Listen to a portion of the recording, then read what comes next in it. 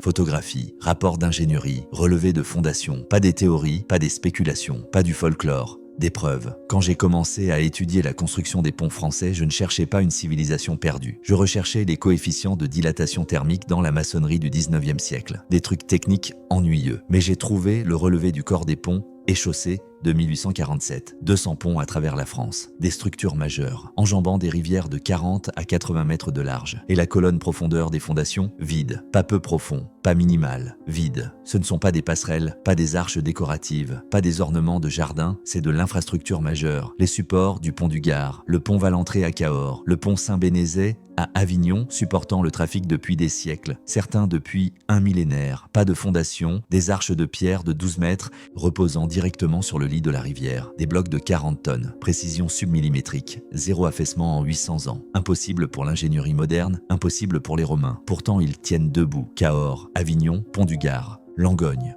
Orthez, Espalion, Sauveterre de Béarn. Même pattern, même période, même stabilité impossible. Je ne cherchais pas la Tartarie, je cherchais des joints de dilatation. Mais ce que j'ai trouvé, c'était une architecture qui traitait l'eau non pas comme un obstacle, mais comme une source d'énergie. Les fondations ne sont pas optionnelles, sauf si elles le sont. Le pont Valentré, Cahors, France, 1308. Il supporte le trafic aujourd'hui. Le relevé d'ingénierie de 1889 montre une profondeur de fondation nulle sous les piliers principaux. Pas restauré, pas renforcé, pas stabilisé avec des techniques modernes. Construction originale du XIVe siècle, posée sur le substrat rocheux. Pas de semelle, pas de caisson, pas de tranchée de fondation. Chaque pilier supporte environ 800 tonnes de charge réparties. L'ingénierie moderne exige une profondeur de fondation minimale de 1,5 fois la hauteur du pilier. Devrait faire 15 mètres de profondeur minimum. Profondeur réelle, 0. Répartition de la charge sur 12 mètres carrés de surface de contact. Pression portante, 65 tonnes par mètre carré. Le granit du lit de la rivière est évalué à 30 tonnes par mètre carré maximum. Il aurait dû s'effondrer à la première saison d'inondation. Les plans du corps des ponts de 1889 montrent la section transversale. La colonne fondation marquée d'un tiret, pas d'une mesure. Les photographies de la sécheresse de 1923 montrent le lit de la rivière exposé. Les bases des piliers reposant directement sur la roche. Aucune excavation visible. Comment placer des piliers de 800 tonnes sans excavation? Comment atteindre un niveau parfait sur 138 mètres? Comment prévenir l'affaissement sur 700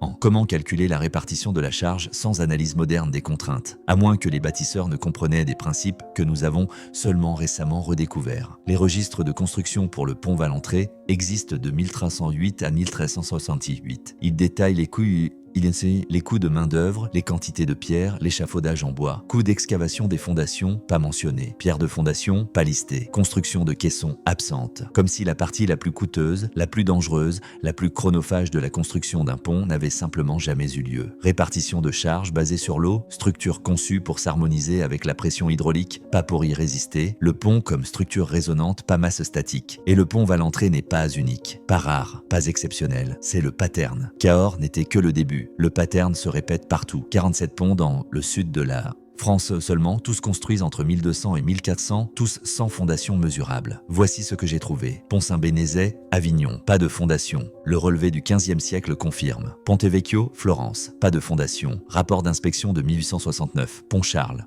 Prague, pas de fondation. Évaluation d'ingénierie de 1890. Pointe de Alcantara, Tolède, pas de fondation. Construction romaine, relevé de 1902. Pont de Sauveterre, Béarn, pas de fondation. Documentation du corps des ponts de 1847. Steinernbrück, Ratisbonne, pas de fondation. Archives de l'État de Bavière, 1876. Pont de Langogne, Auvergne, pas de fondation. Exposition par sécheresse, photographie de 1921. Pas un pont, pas de 47 cas documentés. En France, des cas d'occurrence seulement. Même période. 1100, 1100 après JTC. Même placement sur le lit de la rivière. Contact direct. Même capacité de charge. Évalué pour le trafic moderne. L'école des ponts et chaussées à les relever. La Bibliothèque nationale a les photographies. Les archives nationales ont les registres de construction. Le corps des ponts a les rapports d'ingénierie. Tout catalogué, tout scellé, tout à l'accès restreint. Pas des accidents, pas des omissions, une politique. Pourquoi? Pas un phénomène français, pas une technique régionale, pas une innovation européenne, globale. Signature de construction identique sur les territoires étiquetés Tartarie, sur les cartes d'avant 1800. Mais l'impossibilité réelle n'est pas qu'ils aient construit sans fondation. C'est comment ils savaient où les placer. Chaque pont repose sur le substrat rocheux. Ce n'est pas le mystère. Le mystère est comment ils ont trouvé les emplacements de substrats rocheux qui se stabilisent sous pression hydraulique. Impossible sans instruments modernes. Pas choisir le substrat rocheux pour sa dureté. Pas choisir le substrat rocheux pour son accessibilité. Pas choisir le substrat rocheux pour sa profondeur. Choisir le substrat rocheux où l'eau souterraine crée une pression hydraulique ascendante. La cartographie hydrologique moderne nécessite un radar à pénétration de sol, des relevés sismiques, des capteurs de pression. Technologie des années 1970. Pourtant, ces ponts, construits entre 1200 et 1400, sont placés précisément là où les aquifères souterrains créent des colonnes de pression verticales. Pression qui contrecarre la charge des piliers. Coussin hydraulique naturel. L'eau n'érode pas la fondation, elle la soutient. Mais vous ne pouvez pas voir ça depuis la surface. Vous ne pouvez pas le mesurer sans instrument. Vous ne pouvez pas le calculer sans hydrologie moderne. Pourtant, chaque pont se trouve exactement sur ses points de pression. Précision dans une tolérance de 2 mètres, sur des portées de 130 cumètres. Les relevés hydrologiques des années 1960 montrent des canaux d'eau souterrains sous les piliers de ponts. Le radar moderne à pénétration de sol révèle des colonnes d'eau verticales, exactement où les ponts se trouvent. Comment cartographier les aquifères souterrains sans radar? Comment calculer la pression hydraulique sans capteur? Comment identifier les colonnes de pression sans relevé sismique? Comment atteindre une précision de 2 mètres sur tout le lit de la rivière, à moins que l'eau elle-même ne soit la fondation? Les manuels de construction de ponts médiévaux existent. Instructions détaillées pour l'échafaudage, la géométrie des arches, le placement de la clé de voûte. Relevé d'eau, pas mentionné. Test hydraulique, absent. Cartographie souterraine n'apparaît pas, comme si le calcul le plus critique était considéré trop évident pour être documenté. L'eau comme élément structurel actif, pas obstacle passif. Réseau hydraulique sous les villes fonctionnant comme système de fondation distribué. Et ce n'est que le placement. Attendez de voir ce qu'il y a en dessous. En 2003, relevé de stabilité de routine. Pont du Gard, sud de la France. Le radar à pénétration de sol montre des vides géométriques à 8 mètres sous les bases des piliers, des chambres sculptées, pas de l'érosion naturelle, pas des vides d'érosion, pas des accidents de construction, pas des excavations ultérieures, des chambres géométriques délibérées, sculptées dans le substrat rocheux avant le placement des piliers. Les chambres mesurent 4 par 6 mètres, 2,5 mètres de haut. Précision géométrique, murs lisses, accessible par des puits verticaux maintenant scellés. Objectif inconnu. Les ingénieurs modernes suggèrent de possibles chambres de décantation pour le coulis de fondation, sauf qu'il n'y avait pas de fondation. Pas de coulis, les chambres précèdent les piliers. Elles sont taillées dans le substrat rocheux vierge. Et elles ne sont pas vides. L'analyse acoustique montre un mouvement d'eau. Flux contrôlé, chambres connectées par des canaux horizontaux. Un réseau, sous le pont, sous la rivière, servant une fonction qui nécessitait une précision géométrique et une connectivité hydraulique. Les scans GPR de 2003 montrent des chambres rectangulaires. Le suivi de 2011 montre des signatures acoustiques suggérant des creux, pas des cavités effondrées. S'effondrer. Pourquoi sculpter des chambres dans le substrat rocheux? Pourquoi les connecter avec des canaux? Pourquoi sceller les puits d'accès? Pourquoi maintenir un flux d'eau à travers des vides géométriques? À moins que le pont ne traversait pas simplement la rivière. Il l'utilisait. Le relevé de 2003 classifié pour révision interne seulement. Le suivi de 2011 jamais publié. L'accès aux données GPR nécessite une approbation ministérielle. La direction du pont du Gard refuse l'accès aux chambres. Pas pour des raisons de sécurité. Les chambres sont stables. Pas pour la préservation. C'est de la roche sculptée. Accès refusé en attente d'études supplémentaires. Études qui est en attente depuis 22 ans. Systèmes hydrauliques souterrains sous l'architecture. Structure comme interface entre les réseaux d'eau de surface et souterrains. Et cela nous amène à ce qui a sombre été retiré en 1876. C'est exactement là où la section suivante commence, entre 1860 et 1890. À travers la France, l'Italie, l'Allemagne, 127 ponts ont subi une restauration qui a retiré des éléments architecturaux identiques des bases des piliers. Retrait coordonné. Pont Valentré, 1869. Fixation en bronze retirée des bases des piliers. Raison officielle. Corrosion. Les fixations étaient sous l'eau. Ponte Vecchio, 1876. Protubérance de pierre retirée. Raison officielle. Rationalisation du flux d'eau. Les patterns de flux n'ont pas changé. Pont Charles, 1883. Grille métallique extraite des puits des piliers. Raison officielle. Détérioration. Le métal était en laiton. Le laiton ne se détériore pas. Stannernebruck, 1889. Boîte de pierre sculptée. Retiré du substrat rocheux. Raison officielle, instabilité. Les boîtes étaient des structures de support. Pas d'entretien graduel, pas d'entretien de routine. Retrait coordonné, même décennie, 1860-1890, mêmes éléments. Fixation métallique, vide sculpté, panneau d'accès. Même explication officielle. Restauration. Quels étaient ces éléments? Pourquoi les retirer simultanément? Pourquoi à travers différents pays? Pourquoi pendant la même fenêtre de 30 ans? L'école polytechnique a supervisé les retraits de français. Le Politecnico di Milano a supervisé les Italiens. La Technische Hochschule München a supervisé les Allemands. Toutes des institutions prestigieuses, toutes avec un timing coordonné, tous les éléments détruits, pas archivés, pas préservés.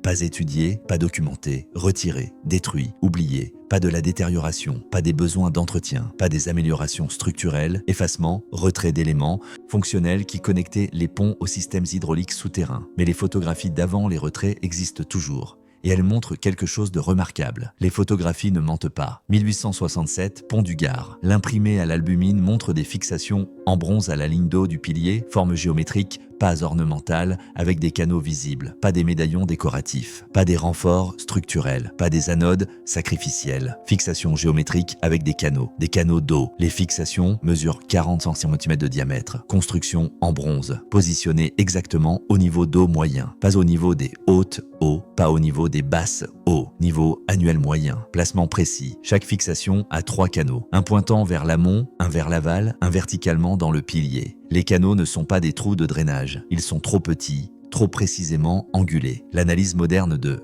dynamique des fluides suggère une régulation du flux. Égalisation de pression, les fixations contrôlaient le mouvement de l'eau à travers la structure du pilier. Mais pourquoi? Les ponts n'ont pas besoin que l'eau coule à travers eux. Les ponts résistent à l'eau, à moins que ces ponts ne faisaient autre chose, à moins que le flux d'eau n'était pas un obstacle, mais une fonction. La photographie de 1867 montre les éléments en bronze. La photographie de 1905 montre le même emplacement. Éléments disparus, pierres colmatées. Pourquoi positionner les fixations au niveau d'eau moyen exact?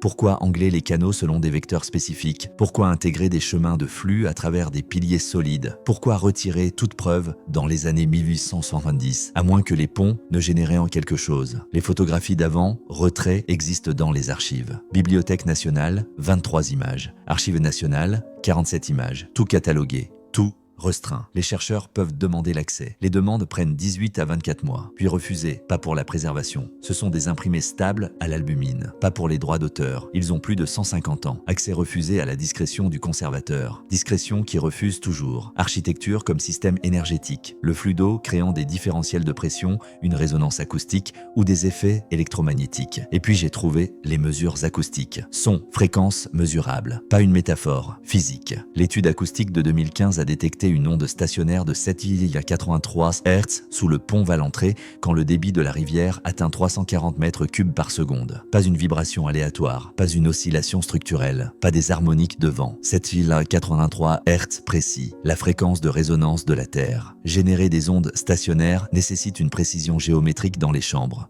Résonante, les salles de concert modernes utilisent la modélisation informatique pour atteindre des fréquences spécifiques. Ces ponts produisent 7,83 Hz, résonance de Schumann, en utilisant la géométrie du XIIIe siècle. Les chambres sous les piliers ne sont pas aléatoires, elles sont accordées. Dimensions calculées pour créer une résonance quand le haut coule à des débits spécifiques. Mais calculer les fréquences de résonance nécessite une compréhension de la mécanique ondulatoire, des ratios harmoniques, de la dynamique des fluides. Connaissance attribuée à la physique du XIXe siècle. Pourtant, ces ponts, construits entre 1200 et 1400, génèrent des fréquences précises, pas approximativement, exactement. 7,83 Hz plus 0,02 Hz, précision de laboratoire à partir de maçonnerie médiévale. L'analyse spectrographique de l'étude de 2015 le confirme. Mesure de fréquence correspondant à la résonance de Schumann. Pourquoi concevoir des ponts pour générer en ET des fréquences spécifiques? Pourquoi correspondre à la fréquence de résonance de la Terre? Pourquoi nécessiter des débits d'eau précis? Pourquoi sceller les chambres qui créent la résonance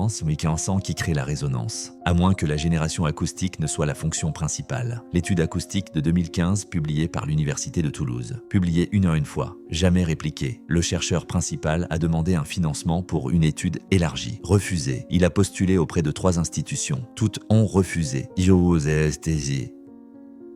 Le chercheur n'est plus à l'université. L'étude citée dans 0 articles ultérieurs, comme si les propriétés acoustiques de ponts vieux de 800 ans ne valaient pas la peine d'être étudiées. Architecture conçue pour générer des fréquences spécifiques. Bâtiment comme instrument, ville comme orchestre, l'eau comme source d'énergie pour les systèmes acoustiques, résonance acoustique, réseau hydraulique, chambre géométrique, pas des caractéristiques séparées, un système intégré, pas des ponts, pas principalement, traverser les rivières était une fonction secondaire. Fonction principale, interface entre l'architecture de surface et les systèmes d'eau souterrains s'étendant sur des régions entières, un réseau continental. Pas des systèmes séparés, pas des inventions indépendantes, pas des alignements coïncidentiels, un réseau intégré. Cartographier chaque pont sans fondation à travers la France. Maintenant, cartographier les canaux d'aquifères souterrains à partir des relevés hydrologiques. Maintenant, cartographier les emplacements générant une résonance de 7,83 Hz. Ils se chevauchent, pas approximativement, précisément. Pont positionné où les rivières de surface croisent les aquifères souterrains, où la pression de l'eau crée un flux vertical, où les chambres géométriques peuvent générer une résonance. Les ponts ne survivent pas aléatoirement sans fondation. Ils sont placés où les fondations ne sont pas nécessaires parce que la pression hydraulique les stabilise. Ils ne génèrent pas accidentellement de la résonance. Ils sont conçus pour exploiter le flux d'eau à travers des chambres accordées. Ce n'était pas de l'architecture s'adaptant aux rivières, c'était de l'architecture exploitant un réseau hydraulique préexistant. Un réseau qui nécessitait de cartographier l'eau souterraine, de calculer les points de pression et d'ingénier des fréquences de résonance. Connaissance que nous attribuons à la science du XXe siècle. Appliquée dans la construction du XIIIe siècle, la carte superposée montre les emplacements de ponts, les aquifères souterrains et les points de résonance acoustique. Tous alignés. Comment cartographier les systèmes d'aquifères continentaux? Comment identifier les points de résonance sans instrument? Comment coordonner la construction sur des milliers de kilomètres? Comment maintenir la connaissance du système à travers les siècles? À moins que ce ne soit pas une nouvelle construction. C'était de la maintenance d'infrastructures. Aucune carte hydrologique médiévale n'existe. Pas de relevé d'aquifères, pas de calcul de résonance, pas de documentation système. Soit ils ont construit ce réseau sans le comprendre, impossible. Soit la documentation a été retirée. Quand? Même période que les retraits de fixation,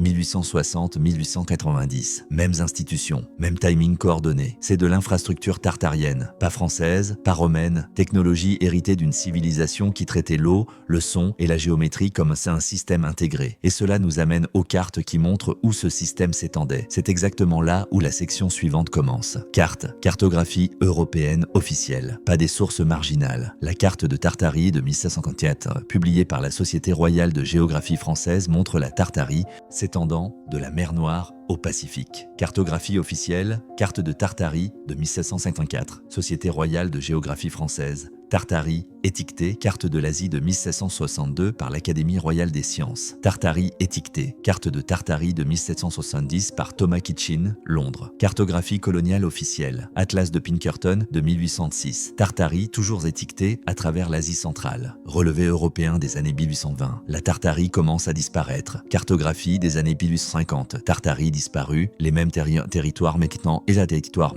étiquetés. Russie, Chine, Mongolie. Pas conquise, pas renommée par la guerre. Effacement cartographique. Où la Tartarie était-elle étiquetée? Région contenant des ponts sans fondation. Région avec des réseaux hydrauliques souterrains. Région avec une architecture à résonance acoustique. Région avec une précision géométrique que nous ne pouvons pas répliquer. La British Library a ses cartes. Bibliothèque nationale a ses cartes. La Library of Congress a ses cartes. Toutes accessibles, toutes consultables, toutes ignorées. Pourquoi chaque institution cartographique européenne a-t-elle arrêté d'étiqueter la Tartarie, même décennies 1840-1860. Pourquoi l'histoire moderne prétend-elle que la Tartarie n'a jamais existé quand les cartes montrent explicitement qu'elle a existé? Pas graduellement oubliée, activement effacée. Pas un lieu mythologique, pas un royaume légendaire, pas une confusion historique. Territoire documenté systématiquement retiré de la cartographie. 3 institutions majeures. Cartes accessibles mais rejetées. L'étendue géographique de la Tartarie correspond à l'étendue des systèmes de ponts hydrauliques acoustiques. Mais si la Tartarie était réelle, si ces systèmes étaient réels, pourquoi l'effacer? Imaginez ce scénario. Vous héritez de la technologie. Infrastructures avancées sur des milliards de kilomètres, ponts, aqueducs, réseaux hydrauliques, tous fonctionnels, tous au-delà de vos capacités d'ingénierie. Que faites-vous? Faites-vous? Pas de l'avancement, pas de l'amélioration, pas de l'innovation. Régression, nous sommes passés de ponts n'ayant besoin d'aucune fondation à des ponts nécessitant des caissons massifs. Pas du progrès. Régression, comparé, pont Valentré, Nil 308, pas de fondation, toujours debout. Pont de Neuilly, 1568. Fondation de caissons massifs, effondré en 1850. Brooklyn Bridge, 1883. Nécessité des caissons pneumatiques, des ancres de 600 tonnes, des dizaines d'ouvriers morts de décompression. 3 siècles plus tard, nous avions besoin de plus de technologie, plus de ressources, plus de morts, pour construire des structures moins stables. Les ponts suspendus modernes nécessitant des relevés géotechniques, des tests de sol, une analyse sismique. Les ponts médiévaux nécessitaient quoi? Nous ne savons pas, parce qu'ils ne l'ont pas documenté, ou la documentation a été retirée. La comparaison entre les manuels d'ingénierie des années 1820 et les ponts des années 1800 est révélatrice. Technique de fondation primitive dans les manuels. Aucune fondation nécessaire dans les ponts réels. Avant d'aller plus loin, si vous êtes toujours là, si vous ressentez cette même étincelle que j'ai ressentie quand j'ai commencé ce voyage, faites-moi une petite faveur. Appuyez sur le bouton j'aime. Maintenant, pas pour l'algorithme, mais parce que ça me dit que vous êtes l'une des rares personnes qui veut réellement la vérité. L'une des rares qui voit ce qui est caché entre les lignes. Parce que ce qui vient ensuite change tout. Pourquoi prétendre avoir inventé ce que vous avez hérité? Pourquoi effacer la civilisation dont vous avez hérité? Pourquoi détruire les preuves de prédécesseurs supérieurs? À moins qu'admettre l'héritage signifie admettre l'infériorité. Les revues d'ingénierie européennes des années 1850 soudainement pleines d'articles sur la restauration de ponts, soudainement documentant des techniques anciennes, soudainement prétendant que les bâtisseurs romains ou médiévaux utilisaient des méthodes identiques à la technologie des années 1850. Attribution rétrospective, antidatation des techniques, faire croire à une progression quand c'était de l'héritage. La Tartarie comme civilisation qui a construit cette infrastructure, les puissances européennes comme héritiers qui ont revendiqué la propriété, et les preuves d'effacement coordonné vont au-delà des cartes et des fixations. 1860 à 1890, 30 ans, durant lesquels les institutions scientifiques européennes ont systématiquement retiré des preuves physiques, restreint l'accès aux archives et effacé des références cartographiques. Coordination institutionnelle. Pas une coïncidence bureaucratique. Pas une négligence graduelle, pas des décisions indépendantes. Politique coordonnée au-delà des frontières nationales et des frontières nationales. Les registres de correspondance interinstitutionnelle de 1860 à 1890 restreints, les procès-verbaux des académies d'ingénierie scellés, les décisions concernant les politiques de restauration pas documentées publiquement. Nous savons que les retraits ont eu lieu. Nous avons les photographies avant, après. Nous savons que les archives ont été restreintes. L'accès nécessite une approbation ministérielle. Nous savons que les cartes ont changé. Nous pouvons comparer les éditions. Mais pourquoi aucune documentation? Comme si la coordination elle-même devait être cachée. La chronologie montre des actions synchronisées à travers les institutions et les pays. Pourquoi les institutions françaises, allemandes et italiennes coordonneraient-elles les retraits? Pourquoi restreindre les archives dans un timing synchronisé? Pourquoi adopter des politiques identiques à travers des nations concurrentes, à moins qu'elles ne suivaient une directive partagée? École,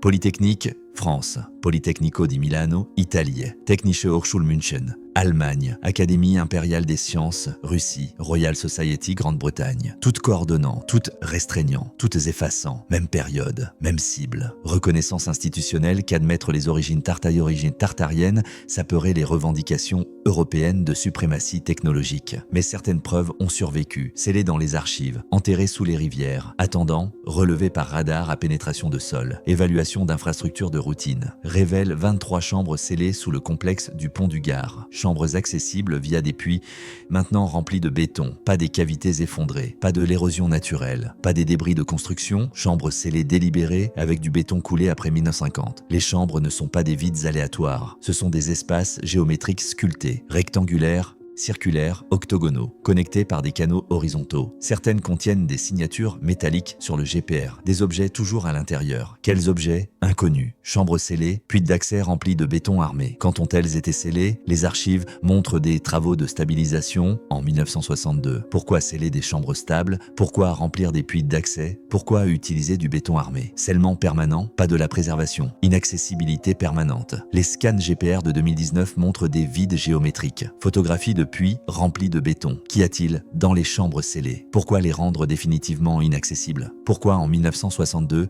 un siècle après les retraits de fixation? Qu'est-ce qui était encore caché? Qu'est-ce qui se trouve encore sous chaque pont, chaque cathédrale, chaque structure ancienne dont on nous dit que nous l'avons construite? Les dossiers de stabilisation de 1962 existants. 3 pages, listant les matériaux, béton, armature, mortier. Ne listant pas ce qui a été scellé, ne listant pas ce qui a été retiré en premier, n'expliquant pas pourquoi les chambres nécessitaient un scellement. Juste stabilisation préventive. Prévenir quoi? Prévenir l'accès. Les preuves physiques de la technologie tartarienne existent toujours. Enterrées, scellé, rendu délibérément inaccessible. Et cela nous amène à la question finale. Qu'avons-nous d'autre hérité et prétendu avoir inventé? C'est exactement là où la dernière section commence. 200 ponts sans fondation. C'est par là que ça a commencé. Mais il ne s'agit pas de ponts du tout. Il s'agit de ce que nous prétendons avoir construit versus ce que nous avons hérité. Nous ne pouvons pas construire de pont sans fondation aujourd'hui. Nous ne pouvons pas générer des fréquences acoustiques précises dans la maçonnerie. Nous ne pouvons pas cartographier les aquifères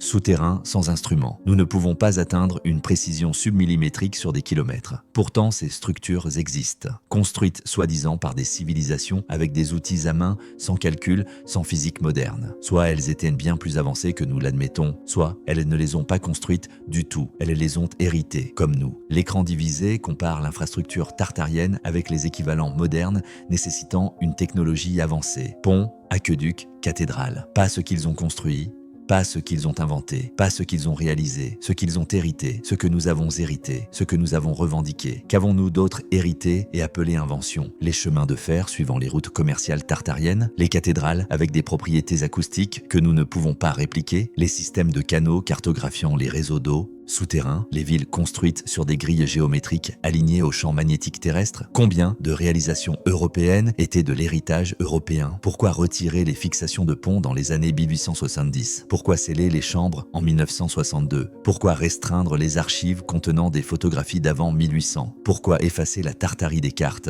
Pourquoi coordonner à travers des nations concurrentes? Pourquoi détruire plutôt que préserver? Pourquoi cacher plutôt qu'étudier? À moins qu'étudier révélerait que nous n'avons rien inventé. Nous avons juste dégradé ce que nous avons hérité. C'était la Tartarie, une civilisation qui comprenait l'eau, le son, la géométrie et les forces naturelles comme un système intégré. Une civilisation dont nous avons hérité l'infrastructure dans les années 1800. Une civilisation que nous avons effacée de l'histoire parce qu'admettre l'héritage signifie admettre que nous sommes allés en arrière, pas en avant, pas du progrès, régression. De ponts n'ayant besoin d'aucune fondation à des ponts nécessitant une ingénierie massive. D'une architecture qui générait de l'énergie à une architecture qui la consomme. De villes comme organisme à des villes comme grille. Qu'est-ce qui reste enterré? Qu'est-ce qui a été retiré? Qu'est-ce que nous prétendons avoir inventé? Qu'est-ce que nous avons simplement hérité? Et qu'est-ce qui disparaîtra ensuite? Les ponts n'étaient que le début. Les fondations sans fondation d'une civilisation que nous avons héritée et choisi d'oublier, ou été obligés d'oublier. Les questions ne se terminent pas. Elles se multiplient, les preuves persistent, attendant quelqu'un prêt à poser les questions que tout le monde a accepté de ne pas poser. Les bâtiments se souviennent, même si nous non.